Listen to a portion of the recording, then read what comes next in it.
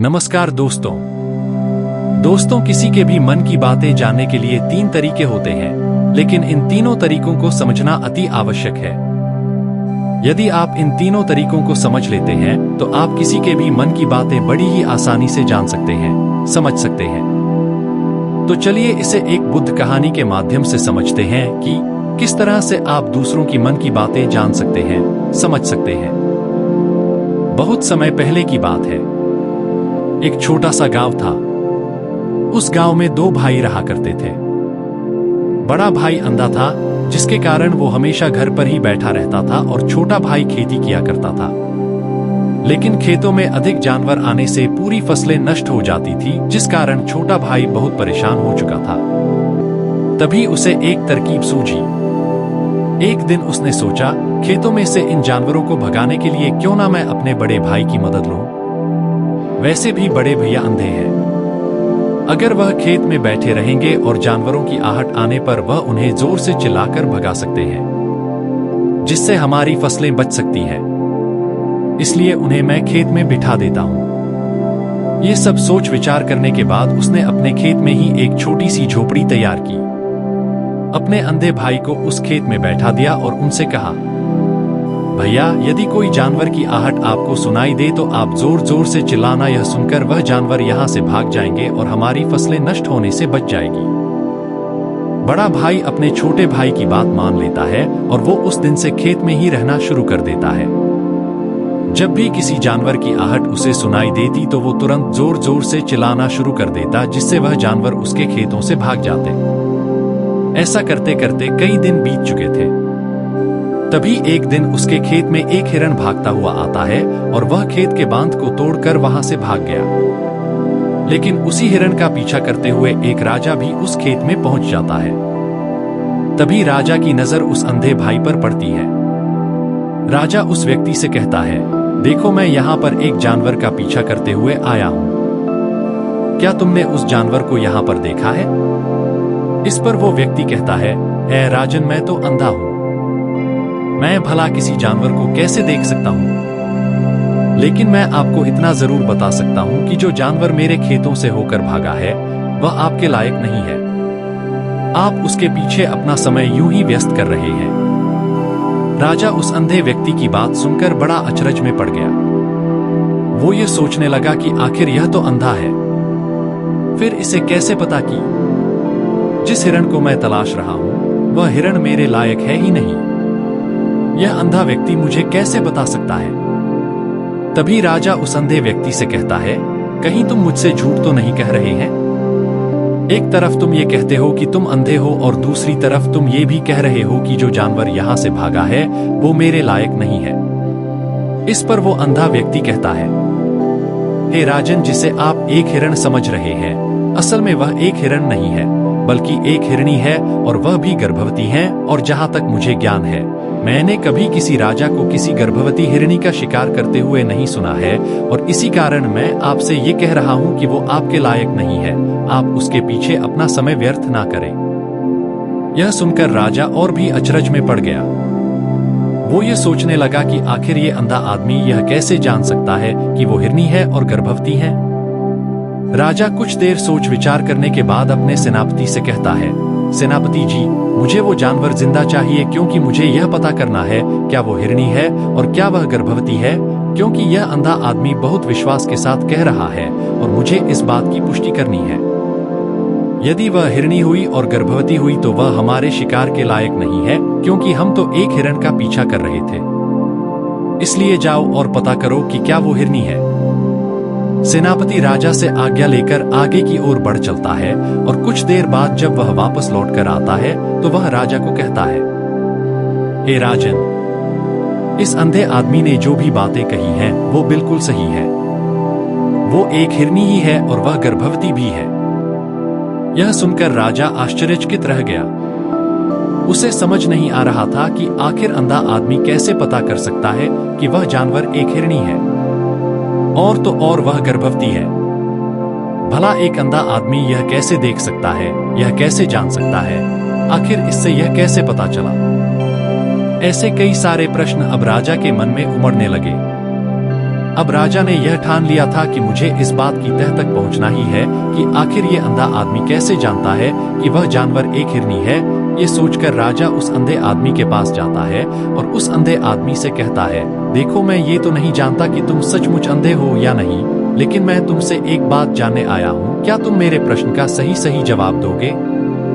इस पर अंधा व्यक्ति कहता है, हे राजन, आप जो कुछ पूछना चाहते हैं मुझसे पूछ सकते हैं, मैं आपको बिल्कुल सच सच जवाब दूंगा। इस पर राजा कहता है, देखो एक तो तुम कहते हो कि तुम अंधे हो और दूसरी तरफ तुमने यह बता दिया कि जिस जानवर का पीछा मैं कर रहा हूं वह एक हिरनी है और वह गर्भवती भी है। आखिर तुम्हें यह कैसे पता चला? तुम्हारे खेत में और भी तो जानवर आते होंगे, और भी तो जानवर यहां से गुजरते होंगे, फिर तुमने यह कैसे अंदाजा लगाया? तभी वह अंधा व्यक्ति राजा से कहता है, हे राजन, आप जिस हिरनी का पीछा कर रहे थे वही हिरनी जब मेरे खेत में आई, उसकी रफ्तार और उसके भागने की आहट से मुझे यह एहसास हो चुका था कि यह एक हिरनी है और मेरे खेत की जो बांध है वह बहुत छोटी है, उसकी ऊंचाई ज्यादा नहीं है। यदि कोई हिरण होता तो उस बांध को बड़ी आसानी से लांघ जाता, लेकिन वह हिरनी इस बांध को तोड़कर भागी है, और यदि वह इस बांध को छलांग लगाकर पार करने का प्रयास करती तो इससे उसके बच्चे को खतरा होता, और इसी बात से मैंने ये पता लगा लिया कि वह गर्भवती है। इस कारण वह ज्यादा ऊंची छलांग लगाकर मेरे खेत की बांध को तोड़ते हुए भाग गए। इस पर राजा के मन में एक और प्रश्न उठा। राजा ने कहा, किंतु तुम्हें कैसे पता चला कि वह एक हिरनी ही है, और भी तो कोई जानवर यहाँ पर आ सकते हैं? इस पर वह अंधा व्यक्ति कहता है, हे राजन, मैं पूरा दिन सुबह शाम यहीं पर बैठा रहता हूँ और मेरी सुनने की शक्ति बहुत तेज है। मैं ये बाप जाता हूँ कि कौन सा जानवर मेरे खेत में आया है, और उसी के आधार पर मैं जोर जोर से चिल्लाता हूँ ताकि वो मेरे खेत से भाग जाए और मेरे खेत की फसलों को नष्ट ना कर पाए। राजा उस अंधे आदमी का यह जवाब सुनकर पूरी तरह से संतुष्ट हो चुका था। वह मन ही मन यह सोच रहा था कि आदमी भले ही अंधा हो, लेकिन यह तो बड़ा ज्ञानी मालूम पड़ता है। इस आदमी से कुछ ना कुछ तो काम निकलवाना ही चाहिए। यह विचार लिए हुए राजा वहां से वापस अपने महल की ओर लौट जाता है। राजमहल पहुंचते ही राजा उस अंधे व्यक्ति से कहता है, आप तो बड़े ज्ञानी व्यक्ति हैं, आपको किसी भी बात का पता बड़ी आसानी से चल जाता है। आज मैंने आपको यहाँ पर इसलिए बुलाया है क्योंकि मैं आपसे ये जानना चाहता हूँ कि मेरी पत्नी पतिव्रता है या नहीं। इस पर वो अंधा व्यक्ति कहता है, हे राजन, यह कैसा प्रश्न हुआ? इस पर राजा कहता है, मैंने आपसे बिल्कुल उचित प्रश्न किया है, मुझे इस प्रश्न का उत्तर दीजिए। इस पर वो अंधा व्यक्ति कहता है, हे राजन, ये सारी बातें जाने दीजिए, आपकी शादी को इतने साल बीत चुके हैं और अब आप ये बात क्यों जानना चाहते हैं? आपके मन में ऐसे प्रश्न क्यों उठ रहे हैं? इस पर राजा जिद करते हुए कहता है, देखिए, आपको मुझे इस प्रश्न का उत्तर तो देना ही होगा। यदि आप मुझे इस प्रश्न का उत्तर नहीं देंगे तो मैं आपको मृत्यु दंड दे दूंगा। राजा के मुख से यह बात सुनकर वह अंधा व्यक्ति कहता है, हे राजन, यदि आप इस प्रश्न का उत्तर चाहते हैं तो उसके लिए आपको मेरा एक काम करना होगा। राजा कहता है, बोलो, मुझे क्या काम करना होगा? इस पर व्यक्ति कहता है, इसके लिए आपकी पत्नी को मेरे साथ कमरे में अकेले छोड़ना होगा। उस अंधे व्यक्ति की यह बात सुनकर राजा पहले तो क्रोधित हो जाता है, लेकिन फिर कुछ सोच विचार करने के बाद वह उस व्यक्ति की बात मान लेता है और अपने सेनापति को आदेश देता है, सेनापति जी, इस व्यक्ति को और मेरी पत्नी को एक कमरे में कुछ देर के लिए अकेला छोड़ दें। सेनापति बिल्कुल वैसा ही करता है। अब राजा की पत्नी और अंधा आदमी एक कमरे में बंद हो चुके होते हैं।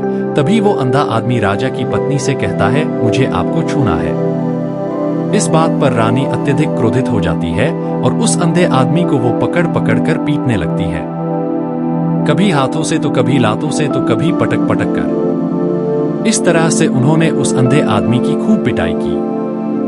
उसके बाद किसी तरह से वह अंधा आदमी अपनी जान बचाकर वहां से भाग निकलता है और वह राजा के पास पहुंचता है और वह राजा से कहता है, हे राजन, आपकी पत्नी पतिव्रता नहीं है। यह बात सुनकर राजा अत्यधिक क्रोधित हो उठता है और राजा अपनी तलवार निकालकर सीधा अपनी पत्नी की ओर जाता है और क्रोधित होकर वह अपनी रानी से कहता है, रानी जी, आज मैं जो भी सवाल आपसे करने वाला हूँ उसका मुझे सच सच जवाब दीजिएगा, और यदि आपने एक शब्द भी झूठ कहा तो मैं आपका अभी के अभी सर धड़ से अलग कर दूंगा, तभी आगे बढ़े। राजा कहता है, मुझे बताइए क्या आप पतिव्रता है या नहीं। इस पर रानी कहती है, हे राजन, आप भले ही मुझे जान से मरवा दीजिए, लेकिन मैं पतिव्रता नहीं हूँ। राजा यह बात सुनकर बहुत खुश हुआ, क्योंकि उस अंधे आदमी ने जो भी कहा था वह बिल्कुल सच था। यह बात सुनकर तुरंत ही राजा उस आदमी के पास पहुंचता है और आकर उस अंधे आदमी से कहता है, तुम्हें कैसे पता चला कि मेरी पत्नी पतिव्रता नहीं है। इस पर वह अंधा आदमी कहता है, हे राजन, बड़ी सीधी सी बात है। मैंने तो आपकी पत्नी से बस इतना ही कहा था कि मुझे आपको छूना है, और इस बात पर वह इतना क्रोधित हो उठीं कि उन्होंने गुस्से में आकर मुझे लात घूंसों से पीटना शुरू कर दिया। और भला कोई औरत किसी और मर्द को कैसे छू सकती है। लेकिन उन्होंने ना आव देखा न ताव, बस लात घूंसे मुझ पर बरसाने शुरू कर दिए। वह भी तो एक छूना ही हुआ, और एक पतिव्रता नारी कभी भी पराये मर्द को नहीं छूती। जब मैंने उसे छूने के लिए कहा था तो वह उस वक्त मुझे मना कर सकती थी, लेकिन उन्होंने तो मुझे पीटना शुरू कर दिया, और देखते ही देखते उन्होंने मेरे पूरे शरीर को छू लिया। अब आप ही बताइए, ऐसी स्त्री भला पतिव्रता कैसे हो सकती है। इस पर राजा कहता है, तुम तो बड़े ज्ञानी मालूम पड़ते हो। अच्छा ठीक है, चलो तुम मेरे एक प्रश्न का और जवाब दो। यदि तुमने मुझे इस प्रश्न का सही सही जवाब दे दिया तो मैं तुम्हें यहां से जाने दूंगा। आगे राजा उस अंधे आदमी से कहता है कि तुम मुझे यह बताओ, क्या मैं सच में अपने पिताजी का ही बेटा हूं या फिर किसी और का। इस पर वह अंधा भी कहता है, हे राजन, इस बात से आपका क्या लेना देना। आप किसी की भी औलाद हो, आखिर आप हैं तो इस राज्य के राजा, इसलिए इस प्रश्न को जाने दीजिए। लेकिन राजा कहता है, नहीं नहीं, मुझे इस प्रश्न का सही सही जवाब चाहिए, अन्यथा यह प्रश्न मुझे हमेशा परेशान करता रहेगा। इसलिए मैं इसका सही सही जवाब जानना चाहता। यदि तुम इसका सही सही जवाब दे देते हो तो तुम यहां से जा सकते हो, मैं तुम्हें नहीं रोकूंगा। इस पर वह अंधा आदमी कहता है, हे राजन, इसके लिए तो मुझे आपके मां के पास भी जाने की कोई आवश्यकता नहीं है। मैं आपको अभी अभी यह बता सकता हूं कि आप किसकी औलाद हैं, लेकिन उससे पहले मैं चाहता हूं कि आप मुझसे एक वादा करें कि आप मुझ पर क्रोध नहीं करेंगे। राजा ने कहा, मैं तुमसे वादा करता हूं, मैं तुम पर क्रोध नहीं करूंगा। इसके बाद वह अंधा आदमी राजा से कहता है, राजन, आप हैं तो अपने ही पिता के पुत्र, लेकिन आप पर एक कंजूस सेठ की छाया पड़ी हुई है। यह सुन राजा बहुत क्रोधित हो उठा और वह तुरंत तलवार निकालकर अपनी मां के पास जा पहुंचा। वह वहां पर पहुंचने के बाद अपनी मां से कहता है, मां, मुझे सच सच बताइए, क्या मैं अपने ही पिता का पुत्र हूं या नहीं। यदि आपने मुझे सही सही नहीं बताया तो वह यहीं पर अपने प्राण त्याग दूंगा। मुझे बताओ, क्या सच है। इस पर उस राजा की मां कहती, बेटा, तू है तो अपने ही पिता का पुत्र, लेकिन तुम्हारे ऊपर एक कंजूस सेठ की छाया पड़ी हुई है। जब मैं एक बार नहाने के बाद अपना मुंह आईने में देख रही थी, तभी उस कांच के पीछे मुझे एक कंजूस सेठ नजर आता है, और उसी की छाया तुम पर पड़ चुकी है। ये सुन राजा बहुत खुश हो जाता है और वह तुरंत दौड़ा दौड़ा वापस उस अंधे आदमी के पास पहुंचता है और उस अंधे आदमी से कहता है, तुम्हें यह कैसे पता चला कि मुझ पर एक कंजूस सेठ की छाया पड़ी हुई है। इस पर वह आदमी कहता है, हे राजन, आपने मुझसे कई सारे सवाल पूछे, जिनका जवाब मैंने आपको सही सही दिया है। यदि कोई और राजा होता तो मुझे इसके बदले में ढेरों सारे इनाम मिल चुके होते, लेकिन अब तक आपने एक फूटी कौड़ी तक नहीं दी है। इस बात से ही मैंने अंदाजा लगा लिया था कि आप बहुत कंजूस हो। यह बात सुनकर राजा जोर जोर से हंसने लगा और कहता है कि आप जो भी मांगेंगे वह मैं आपको अवश्य दूंगा, लेकिन मुझे यह बताओ कि तुम्हें कैसे पता चल जाता है कि कौन सी बात सही है और कौन सी गलत। तुम किसी भी बात का इतना सटीक और सही जवाब कैसे दे पाते हो। इस पर वह अंधा आदमी कहता है, हे राजन, मैं तो वैसे अंधा हूं। यदि मेरी आंखें होती तो मैं किसी की भी मन की बातें बड़ी सरलता से जान लेता। मन की एक भाषा होती है और यह भाषा मनुष्य के शरीर के व्यवहार के रूप में देखी जा सकती है। उसकी आंखों से, उसके होठों से, उसके काम करने के तरीके से, उसकी क्रियाओं से पता किया जा सकता है कि उसके मन में क्या चल रहा है। उसके आधार पर हम किसी के भी मन की बातें जान सकते हैं। लेकिन मैं तो अंधा हूं, मैं देख नहीं सकता, इसलिए मैं क्रियाओं से देखता हूं। यदि मुझे कोई बात जाननी हो तो अगले आदमी को कुछ काम देना पड़ता है, जिस पर वह व्यक्ति किस प्रकार काम करता है, किस तरीके से इस काम को करता है, उसके आधार पर ही मैं यह पता कर पाता हूं कि उसके मन में क्या चल रहा है। तभी वह राजा कहता है, तो क्या इसका अर्थ यह हुआ कि मैं भी किसी के मन की बातें जान सकता हूं? इस पर वह अंधा आदमी कहता है, हे राजन, अवश्य आप भी किसी भी व्यक्ति के मन की बात जान सकते हैं, किंतु उससे पहले आपको अपने ऊपर काम करना होगा, और वह काम है अपने मन को शांत कर अपने मन को वर्तमान में लाना, जिसके लिए मैं आज आपको 3 तरीके बताने वाला। और ये तीनों ही तरीके बड़े ही आसान और सरल है। किंतु है राजन, उससे पहले आपको एक काम करना होगा, अपने मन को एकाग्र करना होगा। जब हम अपने मन को एकाग्र करते हैं, अपने मन को वर्तमान में लाते हैं, तो हम दूसरे के मन की बात जान सकते हैं, क्योंकि वह आदमी अभी भी अपने मन में वर्तमान में ही सोच रहा है, और हमें भी मन को वर्तमान में ही लाना होगा, तभी हम उसके मन की बातें जान सकते हैं। यदि हम अतीत में हुई घटनाओं के बारे में सोच रहे हैं, तो वह जो अगला आदमी वर्तमान में सोच रहा है, वर्तमान में अपने मन में बात कर रहा है, वह हम कैसे जान पाएंगे?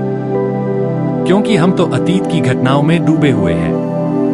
इसलिए किसी के भी मन की बात जानने के लिए सबसे पहले हमें हमारे मन को एकाग्र करना होगा, उसे वर्तमान में लाना होगा।